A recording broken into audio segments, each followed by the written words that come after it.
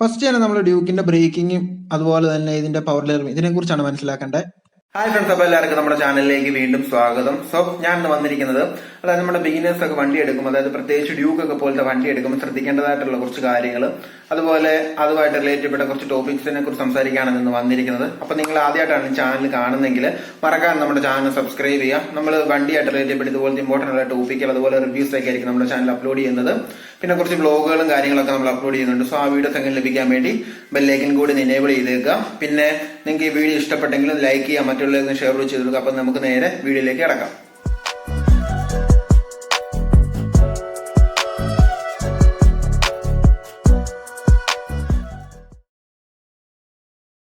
അപ്പൊ നമ്മുടെ ഇന്നത്തെ ടോപ്പിക് എന്ന് പറയുന്നത് ഞാൻ നേരത്തെ പറഞ്ഞതുപോലെ തന്നെ ബിഗിനർ ആയിട്ട് ഒരാൾ, അതായത് ആദ്യമായിട്ട് വണ്ടി ഒരെണ്ണം മേടിച്ച് ഓടിക്കാൻ പോകുന്ന ഒരാൾ ഏത് വണ്ടിയാണ് എടുക്കേണ്ടത്, അത് എന്തൊക്കെ കാര്യങ്ങളാണ് ശ്രദ്ധിക്കേണ്ടത് എന്നുള്ളതിനെ പറ്റിയാണ് ഒരു ചെറിയ ടോപ്പിക്കാണ് ഞാൻ സംസാരിക്കാൻ പോകുന്നത്. അപ്പം വീഡിയോ ഫുള്ളായിട്ട് തന്നെ കാണുക.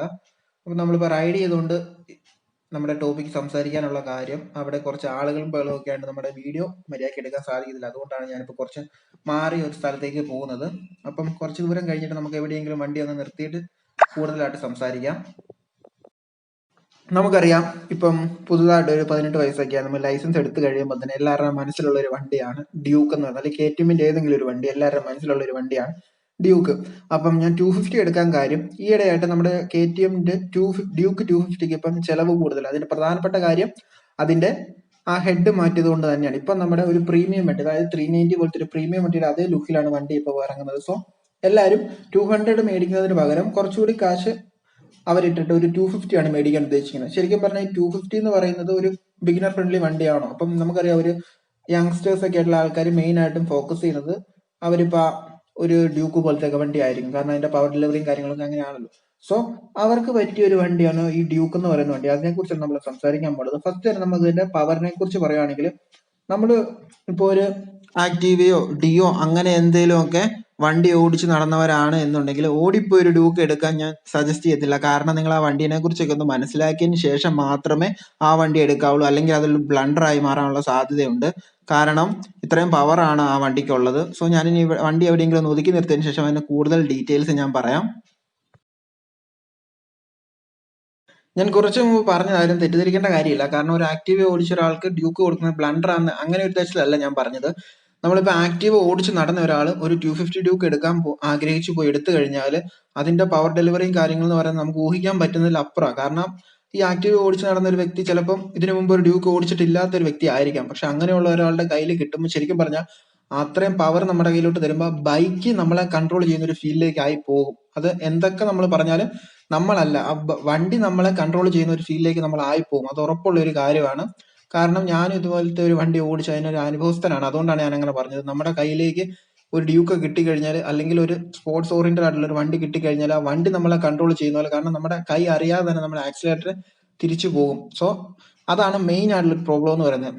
അപ്പൊ നിങ്ങളൊരു ആദ്യമായിട്ട് ഡ്യൂക്ക് ഒക്കെ മേടിക്കാൻ പോകുന്ന ഒരാളാണെങ്കിൽ ദയവ് ചെയ്ത് നിങ്ങൾ നിങ്ങളുടെ ഫ്രണ്ട്സിന്റെയോ അല്ലെങ്കിൽ റിലേറ്റീവ്സിന്റെയോ എങ്ങനെയെങ്കിലും ഒരു വണ്ടി സംഘടിപ്പിച്ചതിന് ശേഷം കുറച്ച് ദിവസം നിങ്ങൾ കണ്ടിന്യൂസ് ആയിട്ട് ആ വണ്ടി ഒന്ന് ഓടിച്ചു നോക്കുക.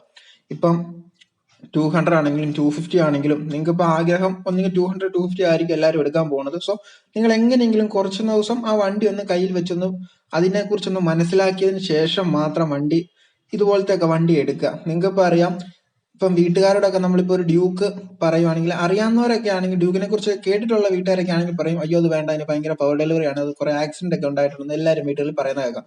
ശരിക്കും പറഞ്ഞാൽ ഈ ആക്സിഡന്റ് ഈ വണ്ടിയല്ല വരുത്തി വെക്കുന്നത്, നമ്മളാണ് ഈ വണ്ടിയെ കൊണ്ട് മറ്റുള്ള വണ്ടിയായിട്ടോ ആൾക്കാരുമായിട്ടോ ചേർത്ത് ഇടിപ്പിച്ച് നശിപ്പിക്കുന്നത്. സോ നമ്മൾ വണ്ടിയെ കൺട്രോൾ ചെയ്യാൻ ശ്രമിക്കുക, അല്ലാതെ വണ്ടി ഒരിക്കലും നമ്മളെ കൺട്രോൾ ചെയ്യുന്ന ഒരു അവസ്ഥയിലേക്ക് വന്നു കഴിഞ്ഞാൽ പിന്നെ ആക്സിഡന്റ് ഉണ്ടായെന്ന് പറഞ്ഞിട്ട് യാതൊരുവിധ കാര്യങ്ങൾ, അതിന് പിന്നെ നമ്മൾ KTMനെയോ ഡ്യൂക്കിനോ ഒരിക്കലും കുറ്റം പറഞ്ഞുകൊണ്ടും കാര്യമില്ല. സോ നിങ്ങൾ ആദ്യമായിട്ടാണ് ഡ്യൂക്ക് എടുക്കാൻ പോകുന്ന ഒരു വ്യക്തിയാണെങ്കിൽ നിങ്ങൾ മിനിമം ഒരാഴ്ച, മിനിമം എന്ന് പറഞ്ഞാൽ നിങ്ങൾക്ക് ഓടിക്കാൻ പറ്റുന്ന അത്രയും നാൾ നിങ്ങൾ ഒന്ന് ഓടിച്ച് ശീലിക്കുക.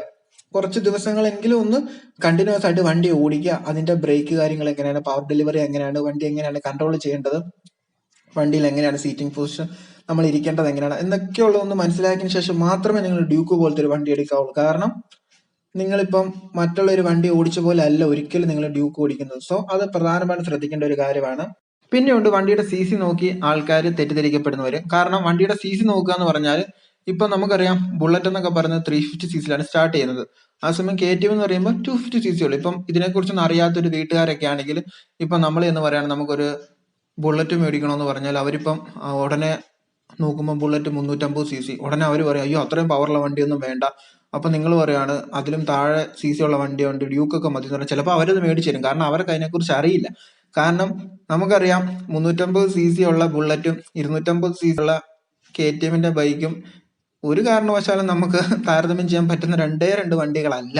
ഒരു കാരണവശാലും പറ്റത്തില്ല. ഒന്ന് ആനയാണെങ്കിൽ നമുക്കറിയാം ബുള്ളറ്റിനെ കളിയാക്കുന്നത് ആനയോട് തുല്യപ്പെടുത്തിയാണ്. കാരണം അത്രയും പതുക്കെ പോണൊരു വണ്ടി, അതുപോലെ തന്നെ അതിന്റെ ബിൽഡ് ക്വാളിറ്റി അത് അങ്ങനെയുള്ളൊരു വണ്ടിയാണ്. ഒരു ക്രൂസർ മോഡൽ വണ്ടിയാണ് ബുള്ളറ്റ് എന്ന് പറഞ്ഞാൽ. എന്നാൽ നമ്മളൊരു KTM ഡ്യൂക്കും ഒക്കെ ആയിട്ട് അതിനെ കമ്പയർ ചെയ്യുന്നവര് ഒന്നും പറയാൻ തന്നെ നമുക്കില്ല. കാരണം ഇതിന്റെ പവർ ഡെലിവറിയും കാര്യങ്ങളും ബുള്ളറ്റിന്റെ പവർ ഡെലിവറിയും കാര്യങ്ങളും ബുള്ളറ്റ് തന്നെ ഒന്നുമില്ല. ഇപ്പൊ ഒരു ജാവ എടുക്കാൻ പോവാണെങ്കിൽ ഉടനെ പറയും ഈ 300cc അത്രയും പവർ ഒന്നും വേണ്ട.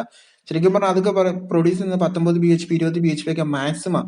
ഇതെന്നൊക്കെ പറഞ്ഞ് 250cc ആണെങ്കിൽ 26 bhp പവർ എന്നൊക്കെ പറയുമ്പോൾ നമുക്കറിയാം ഇതിന് എന്തുമാത്രം പവർ ഉണ്ടെന്ന് കാര്യങ്ങളൊക്കെ. സോ നിങ്ങൾ ഒരിക്കലും ഒരു CCനെ അടിസ്ഥാനപ്പെടുത്തി വണ്ടിയുടെ പവർ ഡെലിവറി നിങ്ങൾ നോക്കരുത്. നിങ്ങൾ ഒന്നെങ്കിൽ ഇഷ്ടം പോലെ യൂട്യൂബിലൊക്കെ വീഡിയോസ് ഉണ്ട് വണ്ടികളെ പറ്റിയുള്ള റിവ്യൂസ് ഒക്കെയാണ്. സോ ആ റിവ്യൂസ് ഒക്കെ കാണുക, അതിനെക്കുറിച്ച് കൂടുതൽ മനസ്സിലാക്കുക. അതിനുശേഷം മാത്രമേ നിങ്ങൾ പുതുതായിട്ടൊരു വണ്ടി എടുക്കാൻ പോകുന്ന ഒരാളാണെങ്കിൽ ഏത് വണ്ടിയാണെങ്കിലും നിങ്ങൾ എടുക്കാൻ അതിന് പുറകെ പോകാവുള്ളൂ. കാരണം നിങ്ങൾ മനസ്സിലാക്കാതെ എന്ത് ചെയ്തിട്ടും പിന്നെ അപകടം വരുത്തി വെക്കുന്നതിന് തുല്യമാണ്. നമ്മളൊരു മനസ്സിലാക്കാതെ ഒരു വണ്ടി എടുത്ത് പോയി പാഞ്ഞു കയറി ചെല്ലുന്നതെന്ന് മനസ്സിലാക്കാതെ പോയി പറഞ്ഞിട്ട് തന്നെ കാര്യമില്ല. കാരണം നമ്മുടെ കയ്യിൽ നിന്നൊരു അബദ്ധത്തിൽ പിന്നെ മറ്റുള്ളവരെ വണ്ടീനെ കുറ്റം പറയാം, മറ്റുള്ളവരെ കുറ്റം പറയാനൊന്നും കാര്യമില്ല. സോ ഇതിനെക്കുറിച്ച് കൂടുതൽ മനസ്സിലാക്കിയതിന് ശേഷം മാത്രം വണ്ടി എടുക്കുക. പിന്നെ ഈ വണ്ടീനെ കുറിച്ച് ശ്രദ്ധിക്കേണ്ട ഒരു കാര്യമാണ് വണ്ടിയുടെ വെയിറ്റ് കുറവാണ്. ഈ വണ്ടിക്ക് ശരിക്കും പറഞ്ഞാൽ വണ്ടിയുടെ വെയിറ്റ് കുറവാകുമ്പോൾ ബ്രേക്കിംഗ് നമ്മൾ കൂടുതൽ അഡ്വാൻസ്ഡ് ആയില്ല എന്നുണ്ടെങ്കിൽ, അല്ലെങ്കിൽ ബ്രേക്കിങ്ങിനെ കുറിച്ച് കൂടുതൽ മനസ്സിലാക്കിയില്ല എന്നുണ്ടെങ്കിൽ നമ്മൾ വരുന്ന പവറിൽ ബ്രേക്ക് പിടിക്കും. എന്തെങ്കിലും സഡൻ ആയിട്ടൊരു പട്ടിയോ പൂച്ചയോ അല്ലെങ്കിൽ എന്തെങ്കിലും ആളോ പെട്ടെന്ന് ഫ്രണ്ടിലേക്ക് ഒന്ന് അറിയാതെ ചാടുകയോ ചെയ്തു കഴിഞ്ഞാൽ നമ്മൾ ബ്രേക്ക് പിടിക്കുന്നത് നമുക്ക് അറിയാത്തില്ലാത്ത രീതിയിലാണെന്നുണ്ടെങ്കിൽ വണ്ടി നമുക്ക് കൺട്രോൾ ചെയ്യാൻ പറ്റില്ല, വണ്ടി ഇടിക്കും എന്നുള്ള കാര്യം 100% ഉറപ്പാണ്. ഇപ്പം നമ്മളിപ്പോൾ സഡൻ ആയിട്ട് ഇപ്പൊ ആക്റ്റീവയൊക്കെ ഓടിച്ചവരൊക്കെ ആണെങ്കിൽ പെട്ടെന്ന് ഒരു പയ്യ മോഡറേറ്റ് സ്പീഡിലൊക്കെ പോയി ബ്രേക്ക് ഒക്കെ പിടിച്ച് ഇരിച്ചവരാണെങ്കിൽ ഇതിലേക്ക് ചാടി കയറുന്ന സമയത്ത്, ഞാനിപ്പോ ആക്റ്റീവ എന്ന് എടുത്ത് പറയുന്നുണ്ട്, ആരും എന്നെ തെറ്റിദ്ധരിക്കേണ്ട. ആക്റ്റീവ എന്ന് ഉദ്ദേശിച്ചത് നമ്മളിപ്പോ ചെറിയ ഏതെങ്കിലും ഒരു വണ്ടി ഓടിച്ച് ശീലിച്ചു എന്നാൽ മാത്രമേ ഞാൻ ഉദ്ദേശിക്കുന്നുള്ളൂ. അപ്പം അതുപോലത്തെ വണ്ടി ഓടിച്ചവർക്കാണെങ്കിൽ ഇങ്ങോട്ട് കയറുന്ന സമയത്ത് ഇപ്പൊ ബ്രേക്കിങ്ങിനെ കുറിച്ച് വലിയ പിടുത്തം കാണത്തില്ല. നമ്മളിപ്പോ ചാടി കയറി ഫ്രണ്ട് ബ്രേക്ക് പിടിക്കുവാണെങ്കിൽ ഉറപ്പായിട്ടും വണ്ടി വട്ടം മറിയാനുള്ള ചാൻസ് ഉണ്ട്. പിന്നെ ഇപ്പൊ ABS ഒക്കെ ആയതുകൊണ്ട് വണ്ടി പാളിപ്പോയില്ല നമുക്ക് ഉറപ്പായി പറയാം. പക്ഷേങ്കിൽ വണ്ടി നമുക്ക് പിടിച്ചിട്ട് നിൽക്കില്ല. വണ്ടി അവിടെ നിന്ന് ഇങ്ങനെ പയ്യെ പയ്യെ ടയർ ലോക്ക് ആകത്തില്ലാത്തത് കൊണ്ട് വണ്ടി കുറച്ചുകൂടെ മുമ്പിലോട്ട് നമ്മൾ പിടിക്കുന്ന സ്ഥലത്ത് നിന്ന് കുറച്ചെങ്കിലും മുമ്പോട്ട് തെന്നി മാറി നിൽക്കത്തുള്ളൂ. കാരണം അതിന്റെ വെയിറ്റ് അത്രയ്ക്കും കുറവായതുകൊണ്ടാണ്. പക്ഷെ നമ്മൾ തെന്നിമില്ല, ABS ഉള്ളതുകൊണ്ട് വണ്ടി പാളി നിന്ന് പോകാനുള്ള ചാൻസ് വളരെ കുറവാണ്. സോ അതും ശ്രദ്ധിക്കാം. നമ്മളിപ്പോ ഒരു ബ്രേക്ക് പിടിക്കുന്നതനുസരിച്ച് ഫ്രണ്ട് ആയാലും ബാക്ക് ആയാലും ഒരെണ്ണം മാത്രം പിടിക്കാൻ ശ്രമിക്കാതിരിക്കുക. അതായത് ഇപ്പോൾ ഒരു 60-40 റേഷ്യോയിൽ ഫ്രണ്ടും ബാക്കും കൂടെ പിടിക്കുന്നതാണ് ഏറ്റവും ഉത്തമമായിട്ട് നമുക്ക് ബ്രേക്കിങ്ങിന്. നിങ്ങൾ ആദ്യമായിട്ട് ഇതുപോലത്തെ വണ്ടിയൊക്കെ ഓടിക്കുന്നവരാണെങ്കിൽ അത് ശ്രദ്ധിക്കുക. ഒരു 60-40 റേഷ്യോയിലായിരിക്കണം നമ്മൾ ബ്രേക്ക് അപ്ലൈ ചെയ്യേണ്ടത്. ഇനിയിപ്പോൾ നിങ്ങളൊരു വാല്യൂ ഫോർ മണി ആണ് നോക്കുന്നത്, അതായത് നിങ്ങൾക്കിപ്പം നിങ്ങൾ കൊടുക്കുന്ന കാശിനുള്ള പവർ, അതുപോലെ തന്നെ ലുക്ക്, ഫീച്ചേഴ്സ് എല്ലാം വേണമെന്നാണ് നിങ്ങൾക്ക് ഉണ്ടെങ്കിൽ, നിങ്ങളിപ്പം നിങ്ങളുടെ ഫ്രണ്ട്സിന്റെ വണ്ടികളോ അല്ലെങ്കിൽ നിങ്ങളിപ്പം പലതരത്തിലുള്ള വണ്ടികളുടെ ബൈക്കുകളുടെ ഒക്കെ സൈറ്റ് ഉണ്ട്, ബൈക്ക് വാലയൊക്കെ പോലെ, അവിടെ വണ്ടി ഒന്ന് കമ്പയർ ചെയ്യുക, പലരുടെ റിവ്യൂസ് കാണുക, അങ്ങനെ നിങ്ങൾ റിസൾട്ടിലേക്ക് എത്തുക. അതിനുശേഷം നിങ്ങൾ പോയി ആ വണ്ടി ഒന്ന് ഓടിച്ചു നോക്കുക. ആ വണ്ടി എന്നല്ല, നിങ്ങൾ ഏത് വണ്ടി ഓടിക്കുന്നതിനും നിങ്ങൾ ഏത് വണ്ടി പുതുതായിട്ട് മേടിക്കാൻ പോവുകയാണെങ്കിൽ അതിനു മുമ്പ് അതുപോലത്തെ അല്ലെങ്കിൽ അത് തന്നെ ഒരു വണ്ടി ഒന്ന് ഓടിച്ചു നോക്കുക. അതായിരിക്കും ഏറ്റവും നിങ്ങൾക്ക് ബെറ്റർ. നിങ്ങളിപ്പോ ഈ വീഡിയോ കണ്ടിട്ട് ഞാൻ പറയുന്ന ഒരിക്കലും തെറ്റിദ്ധരിക്കരുത്. കാരണം ആക്റ്റീവ പോലത്തെ ഒരു വണ്ടി ഉദ്ദേശിച്ചത് സാധാരണ ചെറിയ സ്കൂട്ടർ പോലത്തെ ഒരു വണ്ടി മാത്രമാണ് ഞാൻ ഉദ്ദേശിക്കുന്നത്. സോ അതുപോലത്തെ വണ്ടി ഓടിക്കുന്നവർ ഇതുപോലത്തെ വണ്ടി മേടിക്കരുത് എന്നല്ല ഞാൻ പറഞ്ഞത്. നിങ്ങൾ ഏത് വണ്ടി മേടിച്ചാലും, ഇപ്പൊ എൻ്റെ ഒരു ഡ്യൂക്ക് ഉള്ളത് കൊണ്ടാണ് ഞാൻ ഡ്യൂക്കിനെ വെച്ച് കമ്പയർ ചെയ്ത് പറയുന്നത്.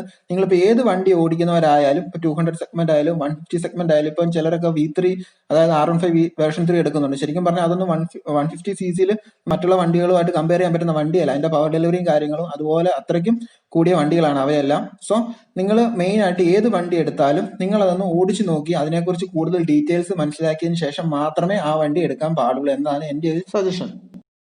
അപ്പൊ അതായിരുന്നു നമ്മുടെ ഇന്നത്തെ വീഡിയോ എല്ലാവർക്കും ഇഷ്ടമായെന്ന് വരുന്നു. അപ്പൊ ഇതുപോലത്തെയുള്ള ഇൻട്രസ്റ്റിംഗ് ആയിട്ടുള്ള ടോപ്പിക്കുകളും അതുപോലെ വണ്ടിയുടെ റിവ്യൂസും വ്ലോഗുകളൊക്കെ ആയിട്ട് നമ്മൾ പിന്നെയും വരുന്നതായിരിക്കും. സോ ആ വീഡിയോസ് എങ്ങനെ ലഭിക്കാൻ വേണ്ടി മറക്കാതെ നമ്മുടെ ചാനൽ സബ്സ്ക്രൈബ് ചെയ്യാം, പിന്നെ ബെല്ലൈക്കൻ കൂടി എനേബിൾ ചെയ്യുക. അതുപോലെ നിങ്ങൾക്ക് ഈ വീഡിയോ ഇഷ്ടമായെങ്കിൽ ലൈക്ക് ചെയ്യാം, മറ്റുള്ളവരിലേക്ക് ഒന്ന് ഷെയർ ചെയ്ത്. അപ്പം താങ്ക്സ് ഫോർ വാച്ചിങ്.